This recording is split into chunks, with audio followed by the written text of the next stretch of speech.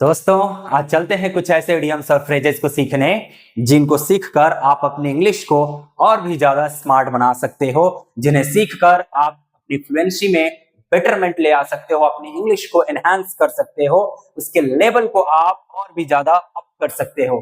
तो चलते हैं सीखने हम कुछ ऐसे इडियम्स और फ्रेजेस को जिनका इस्तेमाल आपके लिए बहुत ही ज्यादा जरूरी है, और आप इनके इस्तेमाल को सीखो, इनकी मीनिंग को सीखो और इन्हें यूज करो अपनी प्रैक्टिस में, अपनी इंग्लिश में। Let's have our first phrase here, that is out and out. Out and out.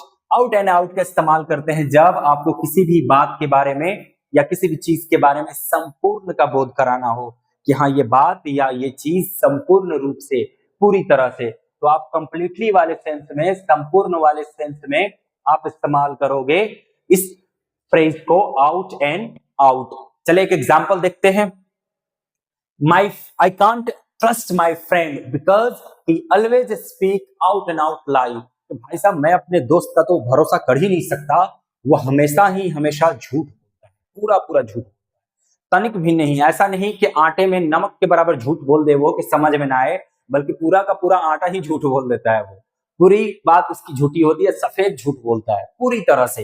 तो जब पूरी तरह से वाला बोध हो तो आप इस्तेमाल करोगे out and out. Out and out. चले देखते हैं दूसरा एग्जांपल यहां पर। Much of what has been written about her love affair is an out and out lie. यहां पर देखें, बहुत कुछ जो उसके प्रेम प्रसंग के बारे में लिखा गया है गलत ही है। बहुत कुछ से यहाँ अर्थ है लगभग पूरा। लगभग पूरा जो भी, लगभग पूरा जो उसके प्रेम के बारे में लिखा गया है, उसके लव अफेयर के बारे में लिखा गया है, वो गलत ही है। तो जब भी आपको पूरा या लगभग पूरा वाला सेंस इस्तेमाल करना हो तो वहां पर इस आउट एंड आउट फ्रेज का इस्तेमाल करिएगा। What you have told me yesterday was out and out lie। अरे जो भी तुमने मुझे कल बताया था वो पूरा का पूरा झूठ है। ठीक है भाई, तो आउट एंड आउट का इस्तेमाल हम वहां करेंगे जहां हमें कहना हो लगभग संपूर्ण रूप से या संपूर्ण रूप से, पूरी तरह से। और यहां है आपका दूसरा फ्रेज जिसे हम कहते हैं here there and everywhere. Here there and everywhere, ये तो भाई सब बहुत कॉमन है, आपको बहुत शानदार तरीके से मजाक मजाक आप इसे याद कर लोगे। Here there and everywhere. Here there and everywhere, इसका अर्थ क्या होता है? In all possible places. In all possible places या मतलब जहां भी आपकी नजर गई, जहां भी आपका दिमाग गया, जहां भी आपका ध्यान गया, वहां सब, हर जगह, जिसको हम कहेंगे यत्र तत्र सर्वत्र, यहां भी वहां भी और हर जगह। कहां कहां नहीं ये तो पूछो। तो जब सेंस कहना हो कि हर जगह, यहां भी देख लिया, वहां भी देख लिया, हर जगह देख लिया, तो आपको उस सेंस में इस्तेमाल करना है here there and everywhere. Here there and everywhere, जिसका अर्थ होगा इन ऑल पॉसिबल प्लेसेस, यानी जहां तक ध्यान रहा वहां तक देखा। तो जैसे मैंने कहा कि भाई मैं तुम्हें ढूंढ रहा था यहां वहां और हर जगह, सर्वत्र, तो मैं कह दूंगा I was searching for you here there and everywhere. मैं तुम्हें ढूंढ रहा था यहां वहां। कहां नहीं ढूंढा तुम्हें, कहां थे तुम? तो देखो आप example, where have you been, तुम कहां थे? अरे तुम कहां थे, कहां रह रहे थे? I have been looking for you here there and everywhere. अभी कहां थे तुम, कहां रह गए थे? मैं तो तुम्हें यहां वहां हर जगह ढूंढा, कहां नहीं ढूंढा, हर जगह तुम्हें ढूंढा हूं। तो जब आपको हर जगह वाला सेंस में इस्तेमाल करना हो तो आप इसका इस्तेमाल करना हेयर देयर एंड एवरीवेयर, और बिल्कुल मजाक मजाक में इस्तेमाल हो जाएगा यहां वहां हर जगह। ठीक है भाई, देखते हैं अपना अगला फ्रेज, वो है to smell a rat. To smell a rat, इसका अर्थ हुआ कि भाई साहब दाल में कुछ काला है। टू स्मेल अ रैट मतलब कुछ तो सस्पिशन है। वो जो अपना याद करो वहां से सीआईडी वाले हमारे साहब जो हैं, कुछ तो गड़बड़ है दया, ये वही वाली फीलिंग है कि to smell a rat, to detect something suspicious, to sense that something is wrong. या तो कुछ शक वाली बात आपको पकड़ में आ गई है, किसी बात पर आपको शक है या कुछ गड़बड़ लग रहा है, तो वहां पे आप कह सकते हो टू स्मेल अ रैट। जैसे सीआरडी के हमारे साहब जो रहे वो हमेशा ही कहते रहते हैं कि दया कुछ तो गड़बड़ है। तो यहाँ दया कुछ तो गड़बड़ है से मतलब है कि कुछ तो गंध आ रही है, कुछ तो गड़बड़ी होने की फीलिंग आ रही है। जो हमारा सिक्स सेंस है, जो हमारा मन है ऐसा बता रहा है कि कुछ तो गड़बड़ है, तो वहां पर आप इस्तेमाल करोगे। जहां पर आपको किसी भी चीज की गलत होने की बात लगती है या कहीं किसी चीज पर शक होता है, तो इस्तेमाल कर लेना आप to smell a rat. Example लेकर देख लेते हैं। She has not come yet, वो अब तक नहीं आई। आई स्मेल अ रैट, भाई साहब वो अब तक नहीं आई, मुझे तो कुछ गड़बड़ लग रही है, मुझे लग रही है कि शायद उसके साथ कोई दिक्कत हुआ है, या ऐसी कोई बात है जो अब तक वो नहीं आई, या मैं देख रहा हूं कि अब वो मुझसे बातें नहीं करता, कुछ तो गड़बड़ है। तो मैं कह सकता हूं कि भाई साहब वो मुझसे बातें नहीं करता। He doesn't talk to me nowadays, I can smell some rats. तो भाई साहब वो मुझसे बातें नहीं करता इन दिनों, मुझे तो भाई साहब कुछ ऐसी गंध लग रही है, मैं महसूस करता हूँ कि कुछ गड़बड़ चल रही है, मेरे बारे में कुछ भ्रम फैलाया गया होगा, कुछ शक उसके मन में बोया गया होगा। तो जब भी आपको कुछ गड़बड़ लगे, कुछ सस्पिशियस लगे, तो वहां पर आप इस फ्रेज का इस्तेमाल करना, टू स्मेल अ रैट, यानी एक चूहे की भनक या चूहे की गंध। चले नेक्स्ट देखते हैं अपना इडियम, वो है to pat someone's on the back. आपने वो सुना होगा ना, सुना क्या होगा, देखा होगा, आपके पीठ थपथपाए जाते हैं, कोई भी आपके पीठ पर थपथपाता है, आपके कंधे पर थपथपाता है और आपको शाबाशी देता है। तो दरअसल इसका भी अर्थ वही होता है, to congratulate somebody, to congratulate somebody on something, किसी भी चीज के लिए किसी व्यक्ति को शाबाशी देना, बधाई देना, तो उसी को आप कहते हो to pat someone on the back, यानी किसी के पीठ पर थपथपाना, शाबाशी देना। तो I must pat you on the back on your grand success, ये जो तुम्हारी शानदार सफलता है, उस तुम्हारी शानदार सफलता के लिए तुम्हें बहुत बहुत मैं शाबाशी देता हूँ या बधाई देता हूँ।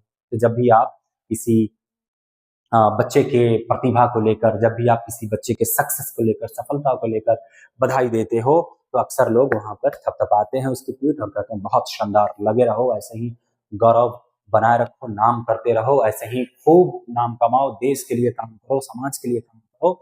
तो जब भी आपको कहना होता है, किसी की शाबाशी देनी होती है, तारीफ करनी होती है, किसी को बधाई देना होता है, तो आप pat someone on the back का इस्तेमाल कर लेना। चले नेक्स्ट है अपना to hold one's tongue, to hold one's tongue, किसी की जीभ को पकड़ लेना। तो जीभ को पकड़ लेना मतलब क्या, ऐसे पकड़ नहीं लोगे, यहाँ उसका सेंस है उसे चुप करा देना। To be silent, to keep silent, to keep quiet, to say nothing, मतलब किसी की जबान बंद करा देना, जबान बंद रखने की सेंस को आप कहोगे टू होल्ड समवन्स टंग, ठीक है भाई, यानी किसी की जबान को बंद करना। जैसे आपने सामने वाले को कहा hold your tongue and listen to me, तुम अपनी जबान बंद करो और मेरी बात सुनो, बस जो मैं कह रहा हूं वो सुनो, whatever I am saying just listen to it, इसे सुनो, तुम एकदम चुप चुप चुप रहो, होल्ड योर टंग। तो वहां पर आपको इस्तेमाल करना है ये होल्ड योर टंग, यानी जबान बंद रखना, चुप रहना।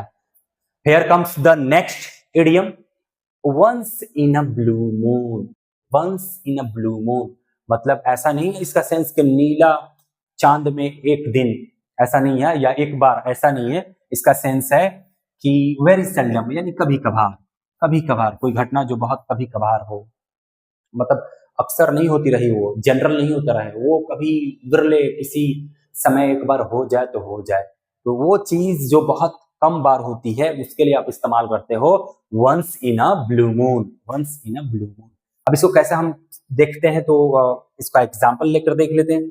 आपके सामने एग्जाम्पल है इधर, once in a blue moon I do come across such a problem, तो भैया कभी कभार मैं ऐसी समस्याओं में उलझ जाता हूँ, नहीं तो अक्सर मेरे साथ ऐसा नहीं होता, मैं अपना डील कर लेता हूँ, ये कभी कभार होता है जब ऐसी समस्याएं आती है। तो once in a blue moon I sort out this problem, मैं इन समस्याओं का समाधान करता हूँ, या मैं इन समस्याओं में फंस जाता हूँ, आई कम अक्रॉस सच अ प्रॉब्लम। आप ऐसे कह सकते हो कि I can get 5,000 for shopping once in a blue moon, तो भैया मुझे कभी, मतलब कभी मिलता है, आई गॉट भी लगा सकते हो, कभी मिला है कह सकते हो, या मुझे मैं पाता हूं ऐसे कह सकते हो, I get 5,000 rupees for my shopping once in a blue moon, कि मुझे तो भाई साहब कभी कभार ही वो 5,000 रुपये मिलता है शॉपिंग करने के लिए, नहीं तो 1,000-2,000 में काम चला दिया जाता है। तो ऐसे आप इसका इस्तेमाल कर लेना once in a blue moon का, जब कोई घटना या कोई चीज बहुत बहुत रेयर केस में हो, बहुत विरले ही हो, बहुत कम हो, तो वहां once in a blue moon का इस्तेमाल। Now come to the next phrase, to a dig at somebody। a dig at somebody का मतलब हुआ किसी पर कटाक्ष। कटाक्ष करना मतलब ताना मारना। ताना किसी को जब लोग मारते हैं तो उसी को हम कहते हैं कटाक्ष करना। जब आप किसी पर ताना मारते हो, ताना का मतलब हुआ वैसी बात कहना जिससे उसको तकलीफ हो, जिससे उसको थोड़ी सी चुभे, गलत लगे, जिससे उसको थोड़ी सी दर्द हो। लोग जानबूझकर उसी दर्द वाली बात को कहते हैं, तो उसको कहा जाता है कटाक्ष मारना। तो भाई साहब टू यहाँ पर अ डिग एट समबडी जिसका अर्थ हुआ किसी पर कटाक्ष मारना। एग्जाम्पल देखिए, there is not a dig at you, कि भाई यह तुम पर कटाक्ष नहीं है। देयर नहीं है, दरअसल ये दिस है।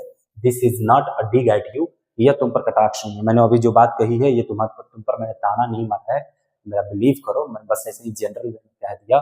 ये तुम पर सोच समझ कर, या मैंने कोई जानबूझकर तुम पर ताना नहीं मारा। ठीक है भाई, तो आपको इस्तेमाल करना है this is not a dig at you, यह तुम पर कटाक्ष नहीं है, यह तुम पर ताना नहीं है। Now the next phrase is to come true. To come true इसका अर्थ होता है साकार होना। साकार होना मतलब पूरा हो जाना।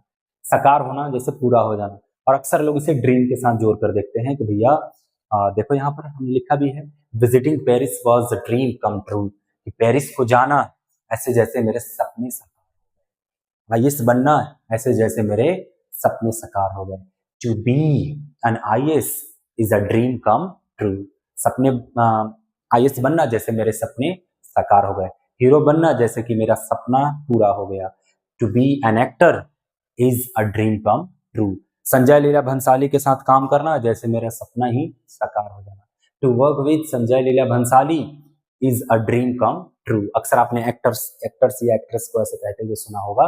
तो ड्रीम कम ट्रू से मतलब हुआ, या कम ट्रू से मतलब हुआ साकार हो जाना या सपना का पूरा हो जाना। समझ गया दोस्त? चलें आगे देखते हैं। अगला अपना अगला फ्रेज है हार्ट एंड सोल।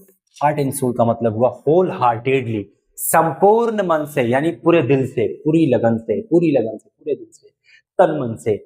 जब आप तन मन से कोई काम करते हो तो उसको कहते हैं heart and soul. He put his heart and soul whatever job he does, वह अपने काम में वो जो भी करता है, whatever he does, वो जो भी करता है, he put his heart and soul into it, तो अपना दिल उसमें लगा देता है, तन मन उसमें दे देता है। आप कह सकते हो let's study something heart and soul, क्या कुछ करते हैं पूरा तन मन से, पूरी तन मन से। तन्मय को आप तन मन को आप तन्मयता भी कहते हो, कि पूरा तन मन से पढ़ते हैं, यानी तन और मन दोनों लगा देते हैं एकदम।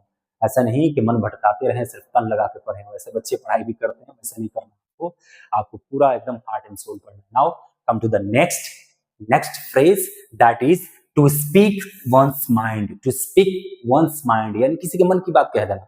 जब आप किसी और के मन की बात कह देते हो तो उसको आप कहते हो टू स्पीक वंस माइंड, यानी मन की बात कहना। मन की बात कहना या विचार प्रकट करना। जब भी आप अपने विचार या मन की बात कहने के लिए जाओगे तो वहां पर टू स्पीक वंस माइंड। जैसे यहाँ पर आप एग्जाम्पल देख लो, why don't you speak your mind frankly, कि तुम अपने मन की बात क्यों नहीं कहते हो खुलकर, तुम मन में छिपाकर अपनी बातें रखते हो। Y don't you speak your mind, तुम अपने मन की बात क्यों नहीं कहते हो।